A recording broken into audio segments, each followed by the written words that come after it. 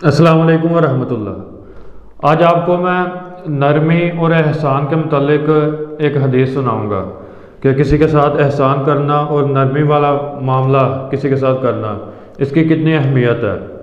ہمارے نبی حضرت محمد صلی اللہ علیہ وسلم فرماتے ہیں کہ ایک آدمی نے کبھی نیکی نہیں کی تھی اور لیکن وہ اس کا لوگوں کے ساتھ لین دین رہتا تھا، تو وہ اس طرح کیا کرتا تھا کہ وہ اپنے غلام کو کہتا تھا کہ جب کسی سے کچھ لینے جاؤ تو اگر اس کے پاس پیسے نہیں ہیں، اس کے لیے مشکل ہے، تو اس کو پھر وہ چھوڑ دو، جو قرض ہم نے لینا ہے وہ چھوڑ دینا۔ تو یہ اس کی تاکید ہوتی تھی کہ جب کسی کو ڈھیل چاہیے، کوئی مہلت چاہیے، وہ مہلت دے دیا کرو، یا کسی کے پاس پیسے ہوتے ہی نہیں ہیں تو اسے معاف کر دیا کرو، چھوڑ دیا کرو۔ تو یہ کام وہ کیا کرتا تھا، باقی وہ کوئی نیکی نہیں کرتا تھا۔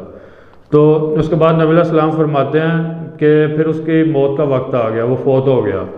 تو اللہ تعالیٰ نے اس سے پوچھا کہ تو نے کبھی کوئی نیکی کی ہے؟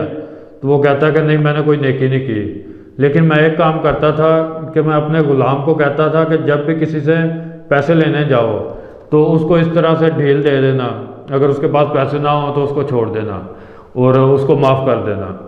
تو اللہ تعالیٰ نے فرمایا کہ جا، میں نے تجھے معاف کر دیا، کہ میں نے بھی تجھے معاف کر دیا۔ اللہ تعالیٰ نے اس کے اس عمل کی وجہ سے یہ فرمایا۔ تو یہ ہمارے نبی علیہ السلام کی حدیث تھی۔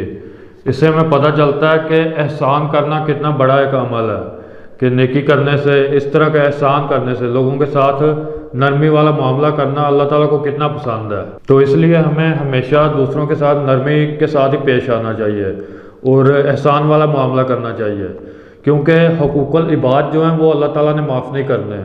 جو اللہ تعالیٰ کے اپنے حقوق ہیں وہ اللہ تعالیٰ کی مرضی ہے کہ اللہ تعالیٰ معاف کرے یا نہ کرے، لیکن حقوق العباد وہ بندوں نہیں معاف کرنے ہیں۔ مطلب ادھر جا کے تو پھر بندے نہیں معاف کریں گے، ادھر جا کے پھر وہ لازمی طور پہ اس کا حساب ہی ہوگا۔ تو یہ احسان کے متعلق میں نے آپ کو ایک حدیث سنائی۔ اب انشاءاللہ نیکسٹ ویڈیو کے ساتھ ملیں گے۔ السلام علیکم ورحمۃ اللہ۔